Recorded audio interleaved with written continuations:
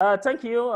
It has been since I think this afternoon from here and this morning from Chicago has been very interesting, and have been listening to all the discussions, the questions as well. So, I really want to extend my appreciation to you, Toyin, as well, and for the invitation.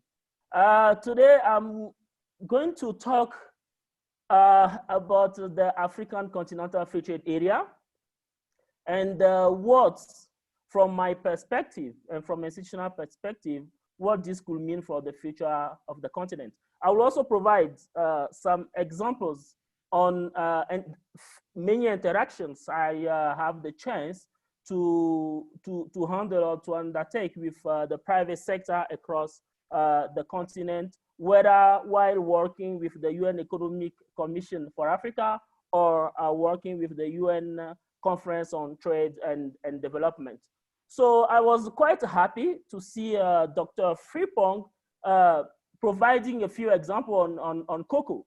As you know, Ghana and Cote d'Ivoire, by the way, are the first producers of cocoa. But then when you see what's happening actually in this figure, here I've tried to present to give a sense of the integration of those countries to the international market. Figure A, the first one, actually provide us the value created along the cocoa value chains. As you know, the cocoa value chains moves from cocoa beans to cocoa butter, cocoa paste, and chocolate.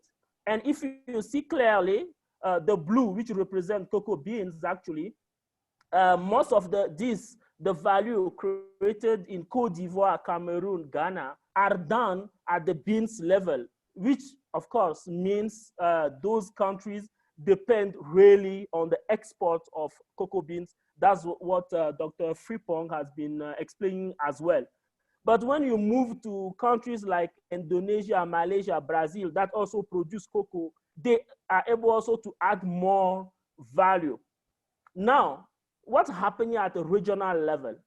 When we focus on at a regional context, here we talk about the continent, intra-African trade, we see that Cote d'Ivoire and Cameroon, Ghana are doing better. So some of the processed cocoa products are sold within continental market. But then what is the percentage of those regional value vis-a-vis what is shipped toward international market? That's what we are seeing here.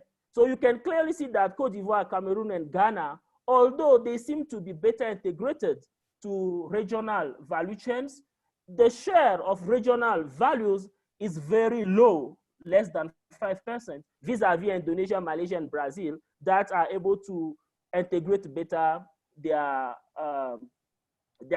continent, their regional market.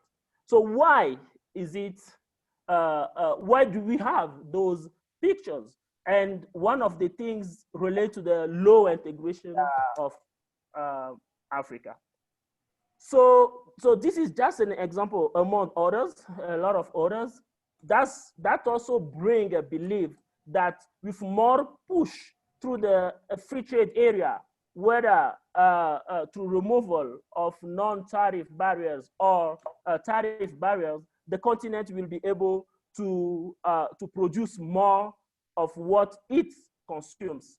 So now, one thing about the rationale of the free trade area in Africa, which is often called AfCFTA, which is African Continental Free Trade Area, is really to how do we move from the high dependence on commodities, and how do we today, especially in the context of COVID-19, how do we build stronger African economy? So the future, in the future of Africa, I think the political will is there will really depend on the way we can integrate each other as African. And this also gives opportunity to investors, whether from Africa or outside Africa, to produce within the continent and trade value added product that will benefit from the AfCFTA opportunities. I will share some of those opportunities later. So today, you know, the fragmentation of African economy cannot be overstated.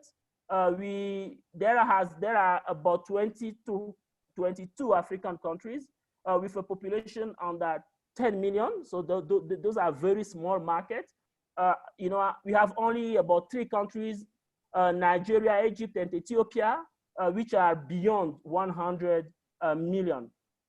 Oh, of course, the challenges in building competitiveness is one of the issues as well. The AfCFTA will try to address. So we are talking about opening a market among all the African countries, among all the African Union member states, that will help achieve scales economy in production for the private sector, and also improve competition and lower business costs through less costly trade facilitation measure.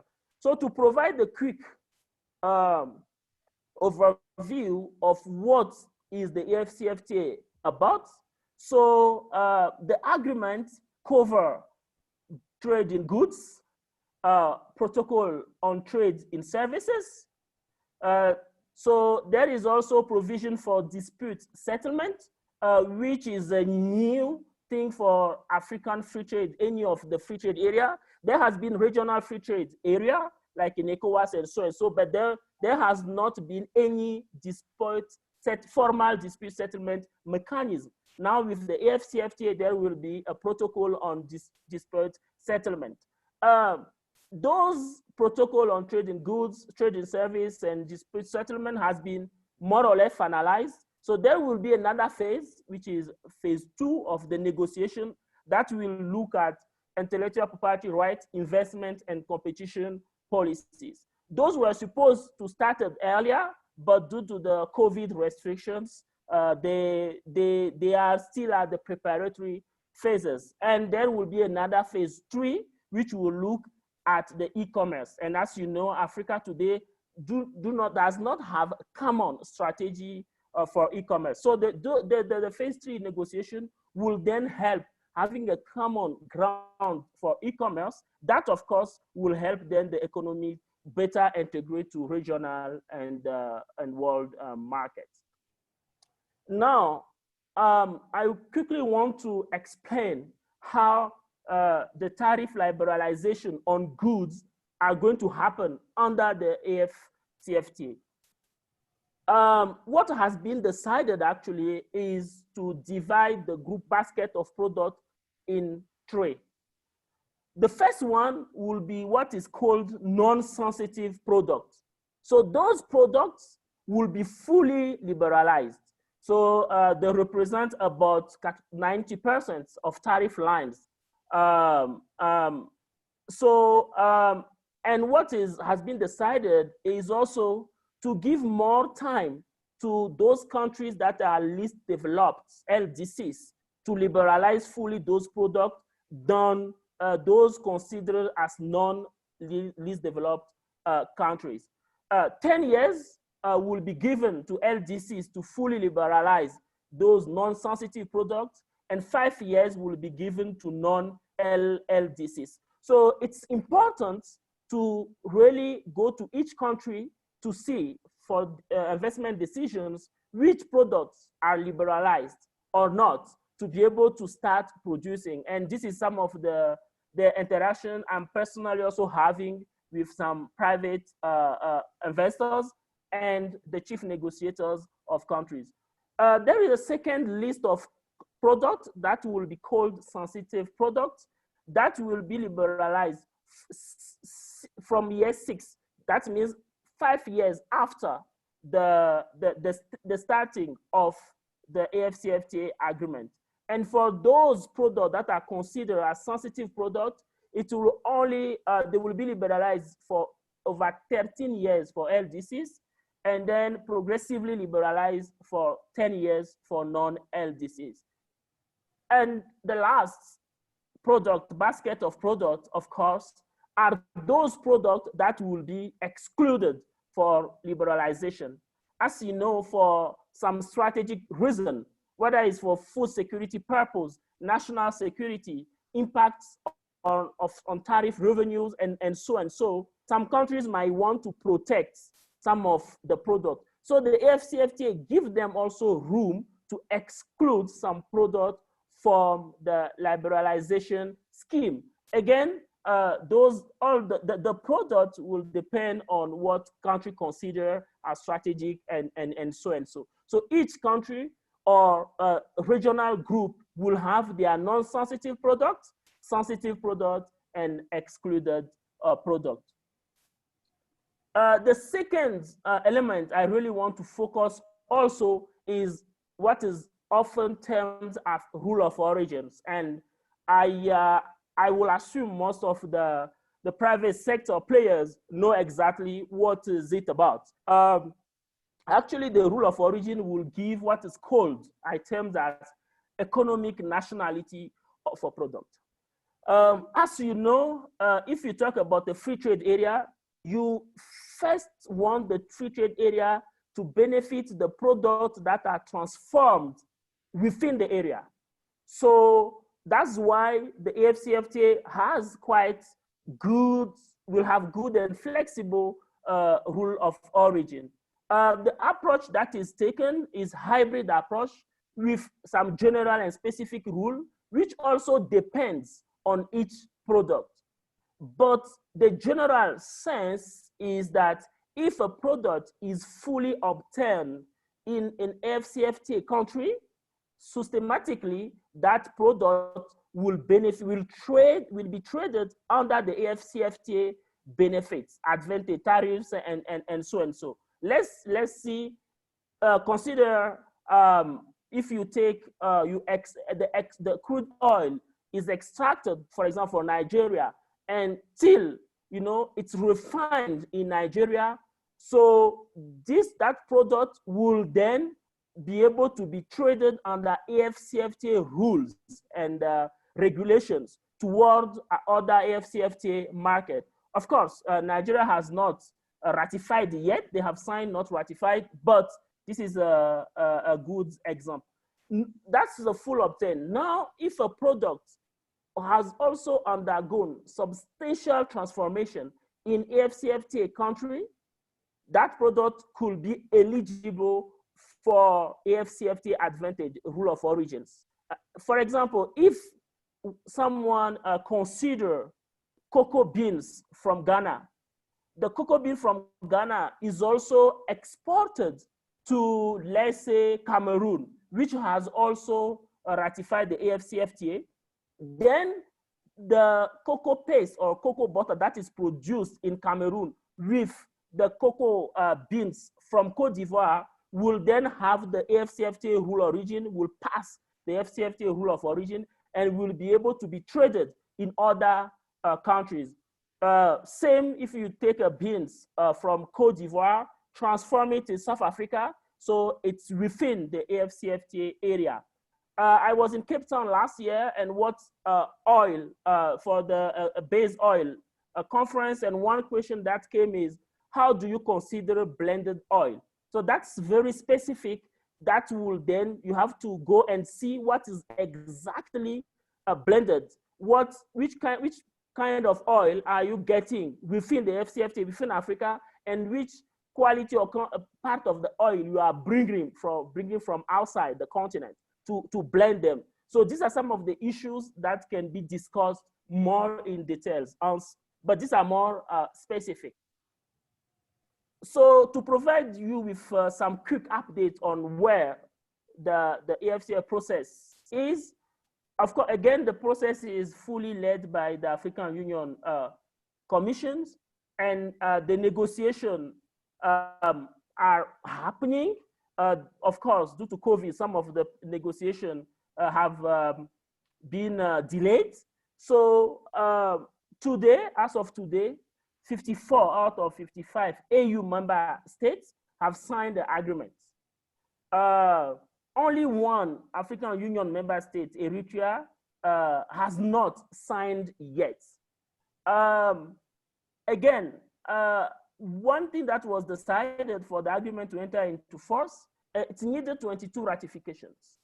And by 13th of May 2019, last year, the 22 ratifications have been achieved. Then legally, that means the agreement enter into force. But the head of state of Africa decided that the operational phase of the agreement will then be 1st of July 2019, because there were some few pending negotiations. But again, with COVID coming and hitting all the countries and leading to restrictions, so most of the negotiations that were physical meetings didn't happen. So the agreement was not able to start on the 1st July 2019 and has been delayed till next year. But our hope is really that the discussions continue, whether online or not, or physical, and then for the AfCFTA to be able to start sometimes next year. So as of today, there has been 28 countries that have ratified the agreement and deposited their instruments at the African Union Commission legally. Cameroon and Angola also have ratified, but have not yet deposited. So we count about 30 countries that have ratified already. And this includes some biggest economy like South Africa, Egypt, Ghana, and so. Now, we have run a number of estimates, and the World Bank also recently launched a report that look at AfCFTA implication for the continent. And one thing that is very interesting is where we see most actually of the benefits will be in the industrial sector, whether attracting investment from African or not. So the AfCFTA doesn't put any rule on where the investment is coming from per se, but it will be important to transform the product within one of the AfCFTA state party to be able to enjoy the AfCFTA tariff benefits. But what we have seen is today, if you look at intra-African trade patterns, actually African countries trade more among them manufactured products than commodities. And when you look at the trade of Africa within the rest of the world, that's where the commodities come in. But again, most of the trading that is happening in Africa, within Africa, are then manufactured products, but to global markets is mainly those commodities. But some of the sector where we have seen great potential will be agro-food sector, textile, apparel, leather, wood and paper, vehicle, and so. Those are some of the areas where the AfCFTA will have very huge gains. So now, as I said before, I think we are confident, I think, as Africans, that the AfCFTA, if effectively implemented, and then I think it's very important to insist on if effectively implemented, will help really the continent to produce more of what it consumes. And when you see, for example, on the graph on your left, you can see that most of the products that Africa imports, little percentage or little value actually comes from the continent. And some of the very disappointing states, you look at rice, despite the huge arable lands that Africa has, most of rice is imported out of Africa. You have fertilizer. Few countries produce fertilizer in Africa, and there are some strategic move. Recently, my small country Togo signed an agreement with Dangote to use the phosphate from Togo to produce fertilizer in Nigeria. And this product, because it will be obtained in 2 African countries, if Nigeria ratified the AfCFTA, can be then shipped to other African countries, maybe duty-free under the AfCFTA. You have cement, you have milk. So you have those products that can really be produced within the continent, but again, most of them are today imported. It's even worse for medical and pharmaceutical products. Based on the data we have from UNCTAD, most of the medical and pharmaceutical products of Africa are today imported, whether from the EU, India, China, US, and so and so. But within the continent, capacity exists in South Africa, Kenya, Ghana, to produce some of the medicine, especially the generic one. But again, most of efforts or enabling environment will be needed to attract more investment in those sectors. But again, we believe with what's happening with the COVID, most of one of the key investment area within Africa, and then within the context of AfCFTA, will be the medicinal and pharmaceutical products. Here, I also want to move now to what are the opportunities in minerals and metals. Because these are very capital intensive, a lot of people tend to believe that this cannot be done in Africa. So the pictures I'm showing here are actually one of the for me, is a good lessons to learn from the Gabon. I'm sure some of you knows well Gabon, which is very rich in manganese, apart from wood and oil. So Komi, which is a kind of a multinational headquarter in France, has inaugurated in 2015 the first metallurgical complex that transform the manganese in some value-added product. They have been exploited the manganese for many years, but exported toward global market. But they have started processing. So that means that means it can be done in Africa, transforming minerals and metals. But I must confess, by working with some policymakers in the country, that the government had to, invest in building energy infrastructure, because the mining complex, metallurgical complex, are very energy intensive, consumers. So it's very important to invest in infrastructure. But I think with the AfCFTA, there are huge plans for investment in infrastructure, and I hope this will help do more for the manufacturing sector. There are a number of minerals and metals, and then I have listed few through the countries. So opportunities exist, but how do we harness the opportunities and retain most of those young people today that is desperately going outside the continent, whether to formal or informal ways. One of the areas I also see that will be very interesting is the wood industry.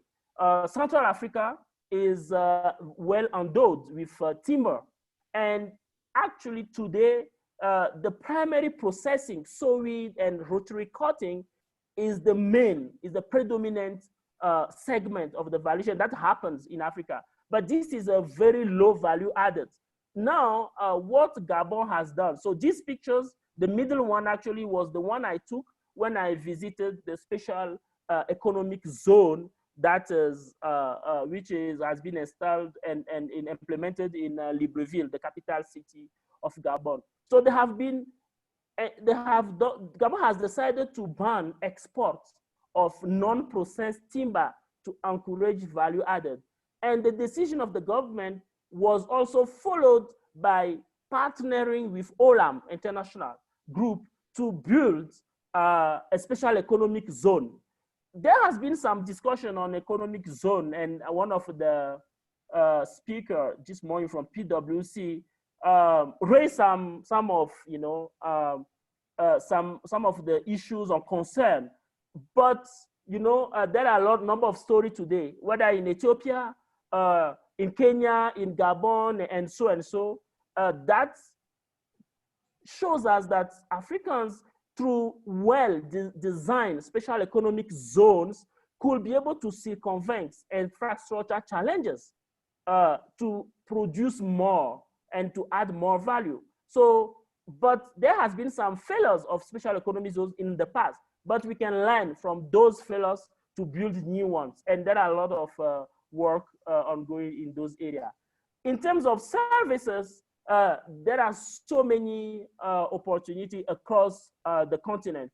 Some of them, of course, like tourism, has been hit severely by COVID. But there is also opportunity to look at what can we do better in terms of infrastructure and logistics.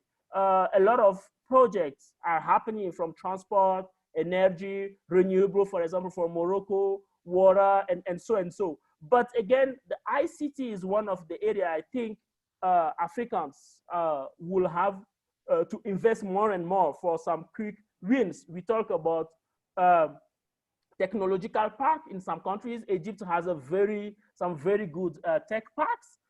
Digital services will be increasing. And of course, the normal infrastructure, the basic energy, and so will continue to be one of the areas of investment.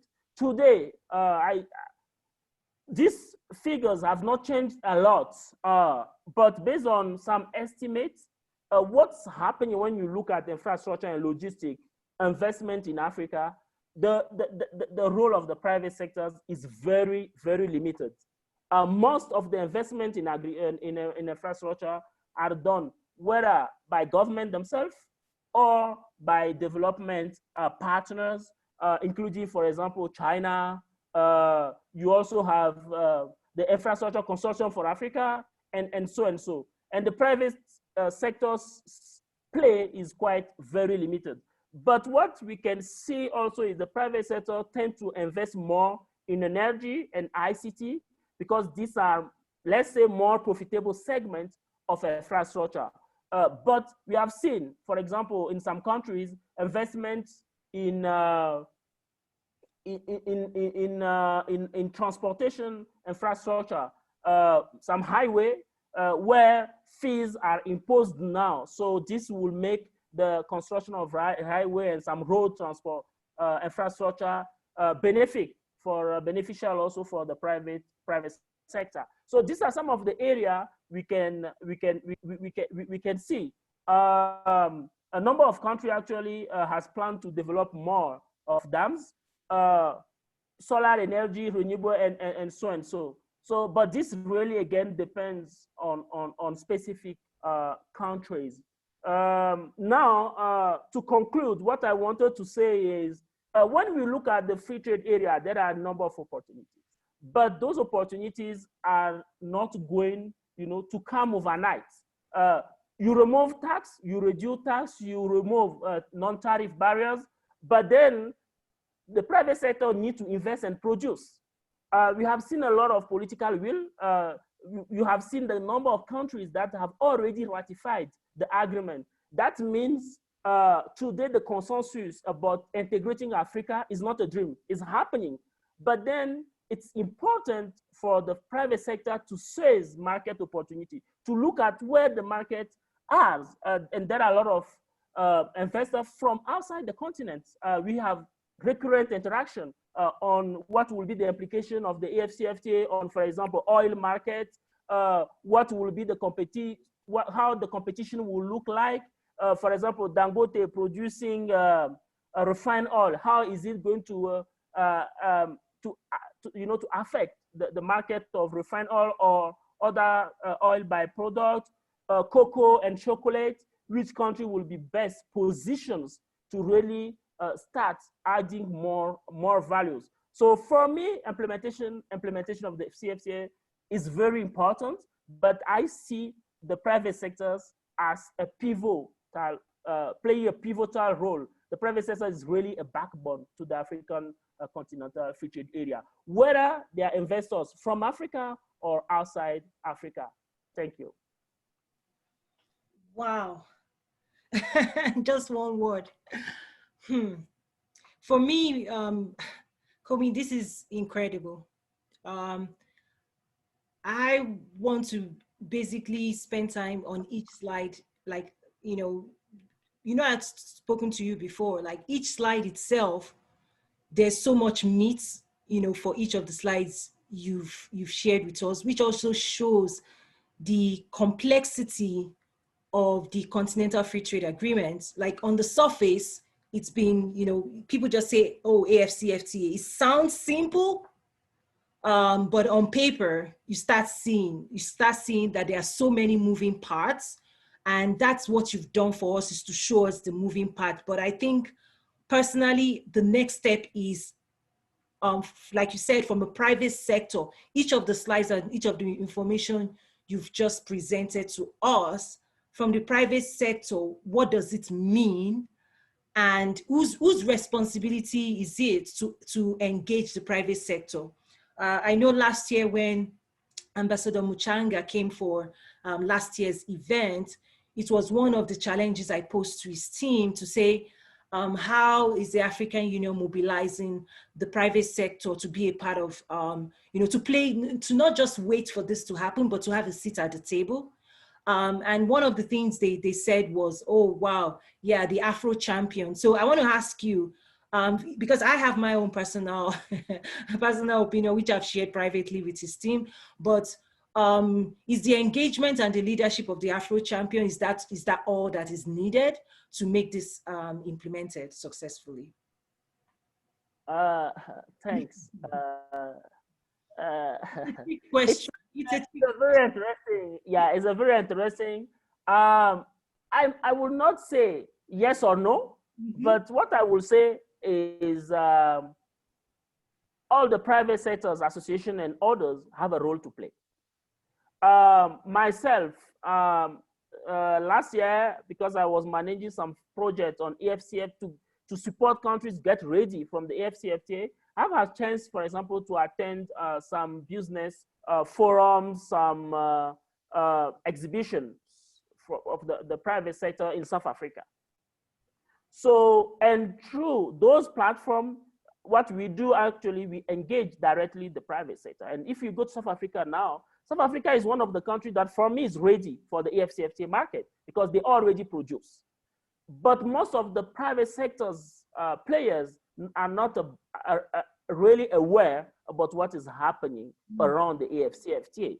So when you ask them, of course, everything that looks at SADC and so, they are familiar with the trade agreement within Southern African region, but they are not really yet familiar. So, which means in each of the countries, there is a need for more sensitization, not only within African countries, but beyond African countries. That's why a lot of development partners, European Union, US, Canada, are also supporting through technical advice or financial effort the AfCFTA to happen, because everyone sees a big market for Africa. So there are a number of events, whether at national, regional, continental, and global level, to engage the private sector. And of course, this platform today is also a very good opportunity to engage the private sector.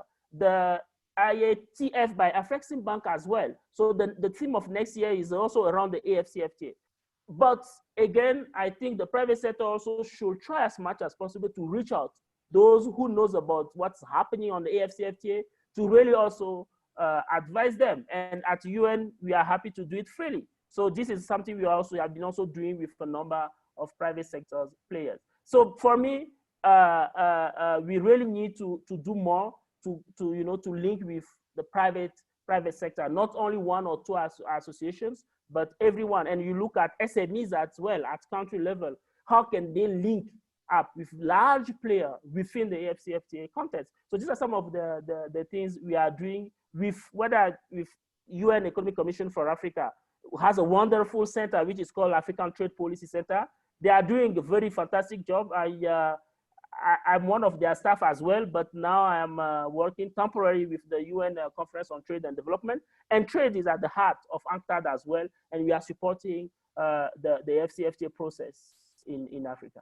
Wow, I already took you up on your offer, so we're going to take this forward for sure. It's a pleasure. It's a pleasure. For our community, certainly. for those people on our trade platform www.nazaru.trade, that's the goal, to bring this type of rich content. But I want to ask you, sir, one other question is, when you think about the African diaspora, yes, how are they being sensitized and engaged to be a mobilizing force for the Continental Free Trade Agreement? I must confess, from my point of view, so far, there has not been a lot of events dedicated to the diaspora. But we know today the power of the diaspora. And without African diaspora, especially during crisis, the continent will suffer a lot. Now, so that's why I was saying that the AfCFTA will not look at where the investment is coming from. So all the international forums are also organized, not only for non-African investors, but also the investors in the diaspora. I will imagine in the coming month or year or so, there will be dedicated platform activities. So, but I will continue to encourage creation of some of the platform, like yours, for example, that will then bring the diaspora and others here. I have chance during some of my intervention, I'm actually talking to some of the diaspora people as well, who really want to invest in some of the areas in Africa, but don't know how it's working. So usually we engage with them and so. But we are organizing, as UN, we are supporting organization of a number of national forums, international forums. So these are also will be platform to engage the diaspora. But the diaspora also can look for information, can be proactive, and contact as well the AfCFTA unit at the African Union Secretariat to also see what's happening. And then they can also speak to some chief negotiators as well in some countries. Yeah. That's fantastic. I would say the IATF 2020 and 2021 is so important because in 2018, when I was in Cairo, Egypt for that first edition, the people you're mentioning that we need to connect with, like the trade negotiator at the country level, they were all there. In fact, I was able to interact with like the Nigerian chief negotiator and the decision makers and the export promotion. They are all going to be there. And that's why for me, like you said, we have to go. We cannot keep waiting for information to come to us, whether for global trade or for regional trade. We have to be proactive, I think, in seeking knowledge, in seeking information, because knowledge is power. We also have to start finding ways to connect. And that's why this platform was created, because these opportunities cannot be captured as individuals. It can only be captured as community. One opportunity I do see that I believe it's a low-hanging fruit for the diaspora is actually what you pointed out in slide 12. I think that is a key, the services sector. Could you scroll back to slide 12, please? The services sector should be a place where the diaspora should be leading in when it comes to top technical competency, technical support in terms of lifting the continent.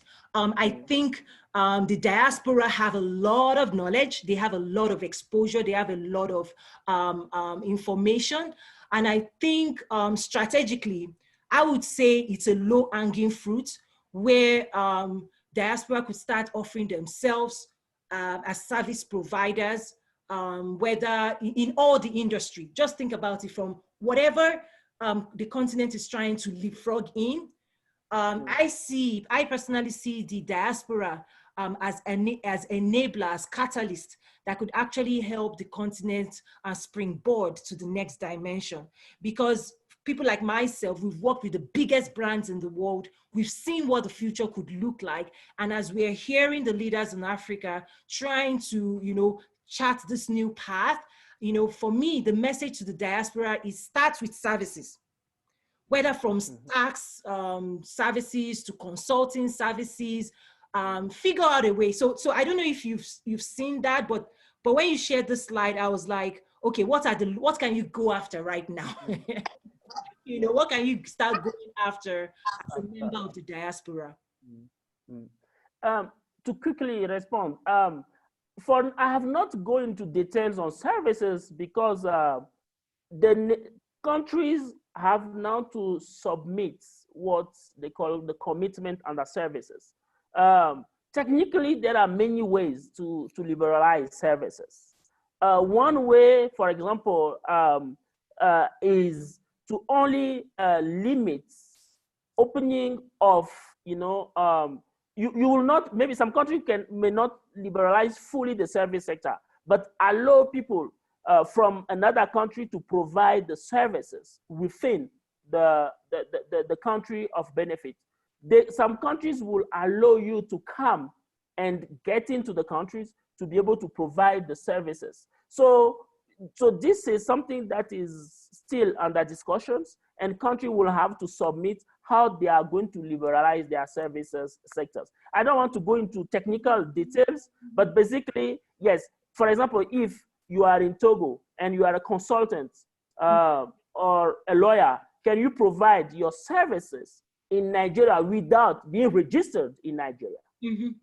So these are some of the issues that are being discussed. So if you are a diaspora in the US, can you maybe open strategically in South Africa and provide your services in Nigeria, in Egypt, for example, under the AfCFTA? So these are technical matters that are being discussed. Yeah, I see scenarios where actually places like Rwanda could emerge as a strong, like service sector might even be stronger. You know, I see that happening in the future, where you think about maybe hospitality industry. If you've perfected hospitality in a place like Rwanda, how do you export that knowledge as a knowledge capital and spread it quickly across the continent? So I know services always gets a right, you know, it's always at the back burner. It's like, we'll get to it later, but I see it as a unique opportunity because it's human capital development. When you think about education and the youth, and when you think about, so for me, let me connect the dots to some of the things I'll be sharing tomorrow as we will be wrapping up is, we think about the youth as a workforce. One of the things that the education system on the continent hasn't done for us, and we have to learn from India, what they did in the 80s, late 70s, early 80s, in terms of revamping their education system, is that for us to move to the next level of what we're saying, where we're going, we have to retool. We have to re-equip, and most of those things can be delivered through services too. So training, human capital development, project management, these are the enablers of everything else, right? In fact, services sector should be underpinning everything that you've identified on this slide. So I don't want to go into solutioning. That's why you and I, offline for sure, each of your slide, I want to, you know, I already told you that, like, this is, you want to go back and visit it, because this almost service, if we don't, and this is where the diaspora come in. Yes. Most of the times when discussions are made, services is put on the side. I'm not surprised. But I'm saying it actually can activate tourism. It will activate finance, banking, and insurance. It's going to activate education, healthcare, energy, ICT, digital. When you bring knowledge experts from abroad, diaspora, people that have done what we are trying to do, they will speed up, they will serve as catalysts for all of the things represented on this slide. So that's what I immediately see with this slide. But again, we're going to dive deeper into this offline. So this is fantastic. Now, if you have questions for Komi, this is it, guys.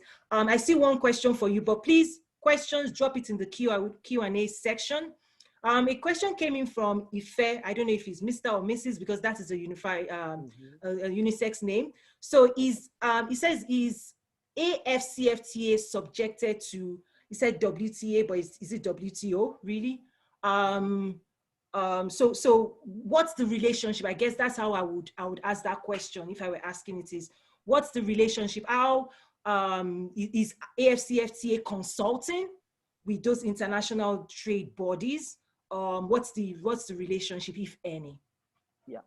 So yes, the WTO, is governing the global trade, which doesn't impede regions. You have EU, you have Asian, you have North American, the free trade, and you have AfCFTA, and AfCFTA is a free trade area for Africa, and will be notified to WTO. And yes, some of the provisions of the AfCFTA are drawn upon the WTO one. For example, the way the services liberalization is categorized follow the WTO ones. Now, there might be some conflict sometimes. You have some countries that are part of the AfCFTA, but are not part, few countries actually, but they are working on a few African countries, but that are not part of the WTO. How do they deal of those rules? You have other trade agreements. Now, Kenya is in talk with the US to have a free trade between Kenya and US. How that specific one impacts the fact that Kenya is already also a part of the AfCFTA, is happening in other countries. So what is very important here is to ensure alignment. And AfCFTA has done that. Now, if countries are still under WTO signing bilateral, they have to make sure that a product that is liberalized, maybe under AfCFTA, and then you're bringing that product maybe from another countries, non-AfCFTA countries. So some of those countries that will be part of the AfCFTA will have challenge to accept them because they have not signed directly the free trade with the third party, which is non-AfCFTA. So there what will happen is very alignment. And that's why we're also calling African country now, when Africa decides something as one, it has to be as one, because AfCFTA give you power as one region to negotiate a better trade deal with other non-AfCFTA countries. Yeah. But the WTO provision and context are also taken on board. Yeah. Yes. I'm also, thank you for that. I'm also watching the US-Kenya conversation. It's quite, if that negotiation or those talks were happening before AfCFTA, I think a lot of people will be clapping for Kenya. But in today, with the AfCFTA, people are like giving them is it the side eye? Like, what are you doing? Like, what are you doing? That's especially non-African, other African countries are like, what are you doing? So I'm watching it as well. I know on the US side, US is excited about that possibility, because potentially, if they can get it done with, all they need is one African country. If they can get one African country, then it becomes a springboard to penetrate AfCFTA. Yeah. That's personally what I see happening. So it doesn't really have to be Kenya. It just needs to be a significant player, And so on the US side, I see the excitement of a possibility to land in one country that is friendly to them, and then that's a game plan to then be able to see how they can then participate and engage using that agreement that they are pursuing. So I know they're trying to move fast with it on the US side, because this is an election year in the US. They feel like if it doesn't happen before the election, they really do not know if it's going to die, right? So I'm watching that very closely. Wow. What other? Okay, another question came in. A few more came in for you. It says, how does the private, and Tamika people said, how does the private sector leverage current AfCFTA rules for countries that have ratified? So I know July 1 was supposed to be, the go live date. So the countries that have ratified, like what's status do they have right now? Yes. Now, as I also pointed out briefly, unfortunately, the AfCFTA, which was supposed to happen on the 1st of July, has been postponed till next year, the actual trade agreement under the AfCFTA, because there are some pending negotiations, like rule of origins. Countries, there are some discussion on how for few products, including, for example, automotive industry. So we know in Africa the capacity to start, from manufacturing car is not easy. You have to import. So some countries are, for example, suggesting to consider assembled car in Africa. But which level will be considered? What is then needed to input as African product? What is the threshold? Is it if you have the 40% cost coming from Africa, you can consider as, so these are some of the few products where the rule of origin. One thing is also, when a product coming from special economic zone, can it be considered under the AfCFTA to benefit the AfCFTA provisions and duty freeze? Because those products that are coming from the special economic zone usually, are granted already some tax privileges. So they are automatically, systematically more competitive vis-a-vis other products. So do you still grant them AfCFTA access, duty-free, for example? So these are few technical issues. And countries need also to submit their lists of tariff concessions. Like I presented the boxes. So which products are going to be liberalized? So for a region like ECOWAS, which has a tariff, which is a tariff union, they have to have one list. And you have some countries like Nigeria that have not yet ratified, but Nigeria is participating in all the negotiations. So these technical things was not being able to be finalized because the physical meetings were just cut. So now the thing is, there are some discussion to see if it can be done online, or if countries have to wait for the corona situation to be more to ease before they can do. So that's why the things, but but a lot has been already done, and for the AfCFTA to probably to be the pending, if they are finalized early by end of this year and next year, the actual agreement will start then among the countries that have ratified, which are legally binded with the rules. Yeah, but there will be some challenges. Yeah, but of course, I think let's see the positive side of it and work toward making it happen. Yeah. Wow, thank you for that. So you're very popular. There are more questions for you.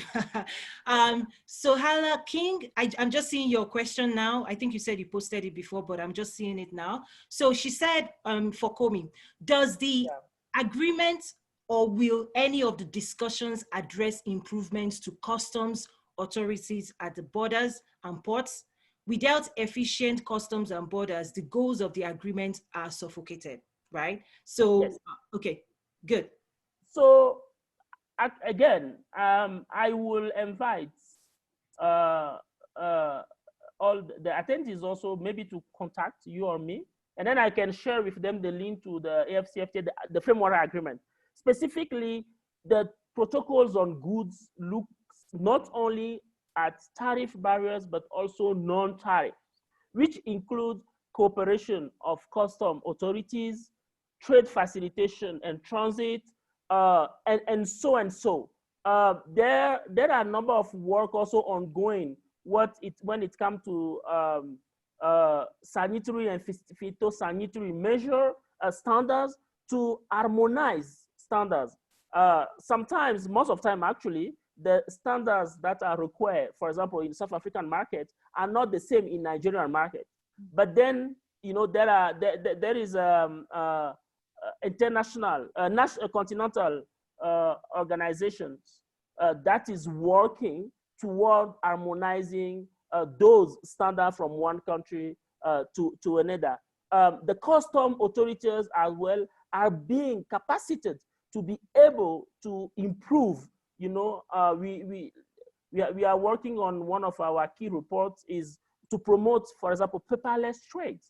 across countries. So all of these are provisions, the provision of the AfCFTA agreement looked at all of those issues. But now, again, that's what I'm saying, implementation will be critical. How countries take those challenges and put them into national perspective. And we are working with a number of countries to support them develop what is called the AfCFTA implementation strategies. Basically, you look at what is specifically needed at custom level. You take the provision of agreement, what needs to be done. Now, some countries, of course, will be quicker to implement than others. So, but all these trade facilitation custom procedure are taken on board. And for me, again, I think when we spoke of yesterday, you mentioned the removal of non-tariff barriers are more important to make the AfCFTA happen. Sometimes even more than tariffs. Yeah. Yeah, and looking at what you just presented, okay. So as a business person, what I would love to see eventually, if we can break this down from an implementation standpoint, if we can understand by sector. So let's say I'm a manufacturer, I'm in this cosmetic industry or automotive industry, or, you know, if we can break it down and start saying, what does AfCFTA mean for those sectors? Where do they fall on? You talked about the three categories. There was a slide you mentioned, the sensitive. I tell you, each of your slides, I have it in my brain now. Yes, yes, this slide, you said the tariff liberalization is broken down into three categories. This was fantastic for me to see. Non-sensitive products, sensitive products, and excluded products. So for me, if I'm already playing in an industry, the first question is, oh, where does my stuff play in, right? That's the question. So this is the type of information I think in the private sector we want to chew on. We want to say, okay, if I'm on the non-sensitive products, and you talked about it being 90%, did I get you right? You said 90% of lines, 90% of the lines. So where do we go to get the lines? Okay. Are they fully developed already? Okay. Some countries and some regional economic groups have their lists already. Fantastic. So the best way to find those information is to contact the chief negotiator of each country. And the chief negotiator will tell you exactly how this is happening. So the issue is now, some countries want to wait for the rule of origin to be fully finalized before they finalize their lists. Because it's very important. Yes. So there are some products, like if you take base oil for cars. So few countries actually are able to produce with high quality, South Africa, Egypt, for example. So you will see that such products will not be included in the excluded list for most of the countries. Yes, but because the list, they have to liberalize like 90%. There are also some, constraint as well. So most of the countries will not have choice than liberalizing. Most of the product will be liberalized. But again, the list has to be checked by the private sector. And as I told you, we could organize even some of the summit by product or by group of products. Exactly. Yeah, so, but the chief negotiator will be able, once the rule of origin also are online, they will be able to, they will be shared with, yeah, but trade ministry need to be approached in many countries to get sense on which specific product will be liberalized or not, yeah. Right, yeah, the reason I'm in my head, given the background and the work I do, when you talk to investors, like when things get, like AfCFTA is complex. We have to just admit that. We have to admit that when you, on the surface, the branding, it sounds, oh yes, African Continental Free Trade Agreement. Oh yes, the world's largest trade bloc. The reality is that it's not, it's in terms of implementation, like you're calling out, it takes a lot of manpower to digest the content and to make sense of it for you to even be able to use it to run your business. That's something we have to acknowledge. But I think there's some things we could do to simplify. Because that's what I, part of my background in terms of strategic development and business development is the fact that you can take something as complex as this and then start categorizing it in a way that businesses think, and decision makers are not going to go through 200 lines of code, of work. Yeah. Usually, but unfortunately, what's happening in the US, for example, is that the big brands and the companies, they've not beefed up their Africa-facing teams. Meaning, if you're talking to a CEO, the CEO's job is not to read 200 pages or 400 pages. Usually they have technical support teams, strategic teams in-house that digests that information, and then they come up with 5 slides. And that five slides is like option 1, option 2, option 3. Yes, exactly. Benefits of option 1, benefits of option 2. Oh, by the way, this is what we recommend that we should do as a company. Usually 5 slides.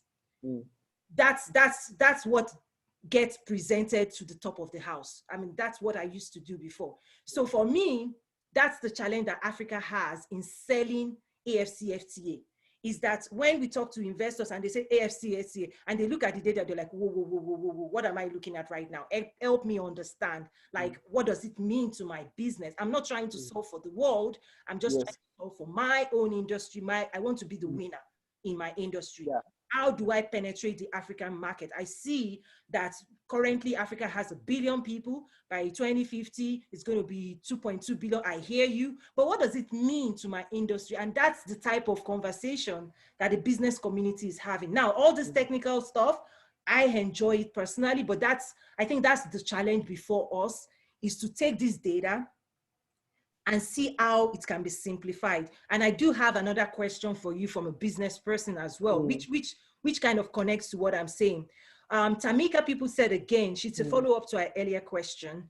In particular, I am trying to make sure our firm has the right paperwork in place as we import between Uganda to Kenya, with to US. So I need to have my clearing agents have the right paperwork. Like, what does that need to look like, or what should she be going after right now to understand? Sorry, is it within the context of the AfCFTA? Yeah, so she's thinking, okay, let's say eventually you want to export into the US. That's where I'm understanding this comment. Okay. Eventually you want to bring something to the US, but value addition will happen in multiple countries on the continent.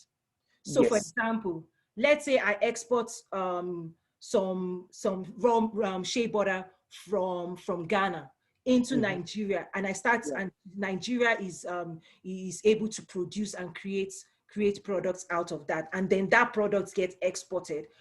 Is that something that has been factored into AfCFTA or not? Okay. So to give a concrete example between Uganda, Kenya, and the US. Now, if I have my raw shea butter produced in Uganda, maybe transformed in Uganda to a cosmetic product, maybe lotion. Under the AfCFTA, if Kenya did not put the lotion coming from shea butter as excluded product, so the lotion from shea butter from Uganda will then go to Kenya market duty free. Now, how it moves from Kenya to US depends on the agreement between Kenya and the US. Got it. Now, or the same way, opposite way, if a product comes from the US and is under the US-Kenya, maybe free trade, a hypothetical free trade area. So, and the product comes to Kenya, but goes through a significant processing, it then gets to Uganda under AfCFTA because it has been transformed. But if, for example, I import, this is one of the examples I give last time I was talking to women businesses, if I import tea from China or India, and I bring it to Uganda, and maybe I branded, just put them in boxes. So this doesn't, so the tea, although I put in box in Uganda, didn't go through a significant transformation to get to Kenya duty-free under AfCFTA. So the rule of origin of AfCFTA will block it. Then Kenya can impose tax on it. But then, so these are some of the complexity that of the free trade area, because it has to be significantly transformed or fully produced in the country. So that's why, again, it depends now on product. And what is called the rule of origin rule of AfCFTA is not generic. Didn't say any product that was transformed that 40% will pass. So it's very specific. That's why it's important to keep engaging with the trades legislator to understand if this product can get a rule of origin AfCFTA or UK, US rule of origin, depend on what is contained in the argument. But there are a lot of opportunities, there are a lot of free trade opportunities, but most of the time the private sector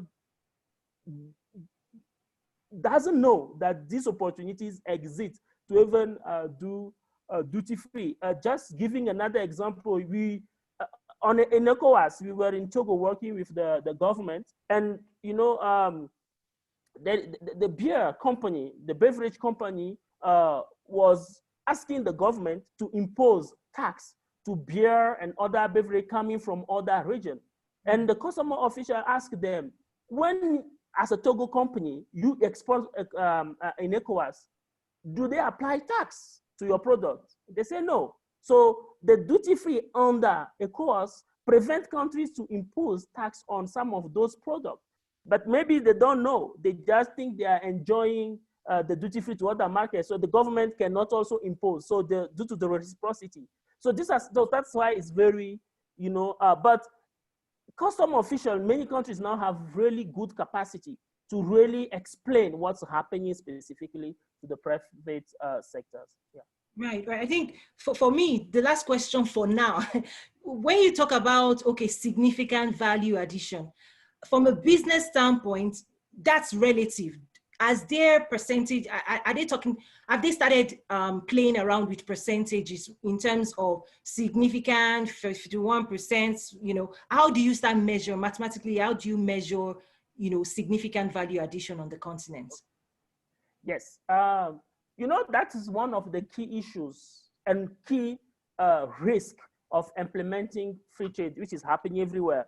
Today, you have seen the beautiful Nigeria has blocked some product coming from Benin because some of those products maybe were coming from other non-ECOWAS countries and just being bottled or packaged and then going to Nigeria duty, benefiting from the ECOWAS duty-free access. Now, so that's why there are two cases. One, which is very easy, if you can prove that your product is fully obtained in one of the AfCFTA countries. You take a shea butter from Burkina Faso, or you take a cocoa bean from Cote d'Ivoire, you transform them in Ghana. So you have, the custom authority gives you the certificate of origin that this product is coming, whether shea butter from Burkina Faso or cocoa beans from Cote d'Ivoire. And I make a chocolate in Ghana, or I make a lotion from shea butter in Ghana. So I have the proof that my inputs, my raw material come from AfCFTA country. Then I have, so the custom officials will then give you the certificate of origin of Ghana that mention that this product coming, the raw material coming from AfCFTA country, and then can be traded to other AfCFTA countries under the AfCFTA provisions and so and so. That is when the product is fully obtained within the area. The issue comes when the product is not fully obtained. if, for example, I import sugar from non-African country, or I import, for example, raw coffee from Brazil, and I roast the coffee to have a kind of refined product or processed product, maybe in Ghana. So which percentage? So that one will be determined by the value added in terms of the costs. So, the value of the imports vis-a-vis the total value. So there is a threshold for each specific product.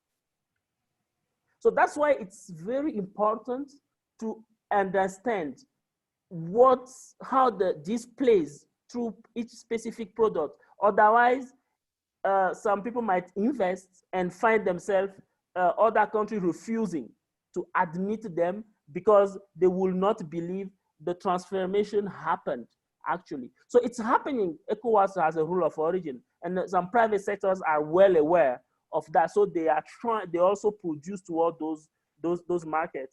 There are a lot of cement factories from investors from maybe Europe or US that are producing cement in some of the African countries and are shipping them duty-free under regional agreements. Yeah, so but it really depends on each product under the AfCFTA. Wow, wow, wow. This is incredible. I could go on and on, but wow, I know it's you know, you're joining us all the way from Addis Ababa. It's probably now like 10 o'clock. Yeah, it's 9, yeah. Oh wow, thank you so much. It's a pleasure. So we've come to the end of the first day of the third edition of the Trade with Africa Business Summit. Wow, it's been incredible. Thank you so much, Komi. I mean, you just really just ended our day with a capstone presentation, fantastic presentation. And so on our agenda officially, you know, we've come to the end of the day. But one thing I also want to see how best to do is I want to see if I can facilitate some networking. We do have our platform, www.nazaru.trade, that we're using for pre and post event engagement. And I already see people with their profiles and engaging and commenting. What I'm going to work on is how to move the conversation that we initiated with all the Q&As and chats and things, see how we can move it to the platform and keep that conversation going. But I see a few people still awake. I see Dr. Samuel from Ghana still with us, Judge Joseph Wood still with us. So as I'm trying to sign out and encouraging everybody to move to the platform and continue the engagement there, I also want to see if anybody has, you know, specific comments in terms of, as we wrap up the day, we've been here for a while. Thank you for staying with us. Even looking at the numbers, I see that most people stayed to the very end. Thank you. This is such an amazing content and rich information. Like I said, speakers were hand-selected as gatekeepers of, you know, markets and information. So please do reach out to them and network with them as well. So I want to give an opportunity for people to just make comments for the end of the day. Through Zoom, I believe you can raise your hand if you want to say something, and I'll see how I can give you access to say something. But if not, we'll continue the conversation on the platform. But I just want to say again, thank you so much for being here. But if you want to make a comment, a wrap-up comment, just raise your hand for the next few minutes, and let's see if we can force some networking to happen. I think I've already, for today, I've already made some connection where I'm saying, Dr. Samuel, please do connect with Judge Joseph Wood in terms of Ghana and US Ghana trade. I think there's unique opportunities between the Washington County, because I'm quite familiar with that region in Arkansas, and Ghana. It's really a friendly city. And one thing I probably would do maybe offline is make that connection and share more about about Arkansas as well. Judge Joseph would tomorrow be helping us get a grasp of what's going on at the city and county level in America and trying to grow trade with Africa. Okay, I see a question saying, which platform do we use for networking? Yes, so with your tickets, you should have had access with to the Nazaro Trade platform, where we have a community of experts and people from all over the world where they're already engaging. It's www.nazaru.com. The access should have been bundled with your event access, so do check that out. You know, I see Akindele Akinyemi saying this was 100% fantastic. I wanted you, I was trying to get you to speak there earlier. Are you able to talk? Akindele, you need to, I think you need to unmute yourself. You already have the access. Let's try that again if you can talk, because I saw your comment saying this was 100% fantastic. I agree with you, if I can say so. Okay. Are you able to unmute yourself? You have to actually unmute yourself. Lower, I think it's the lower left-hand corner. See if that can be done.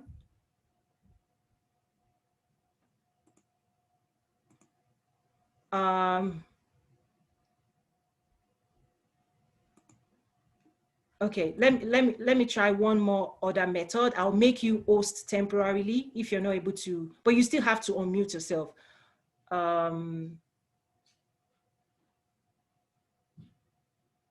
Okay. Are you able to speak now?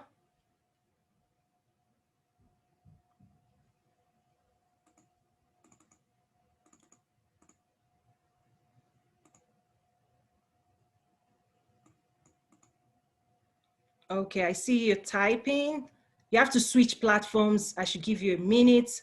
Okay, so if we also have anybody else that wants to make a comment, just do raise your hand, and we'll see what we can do, okay?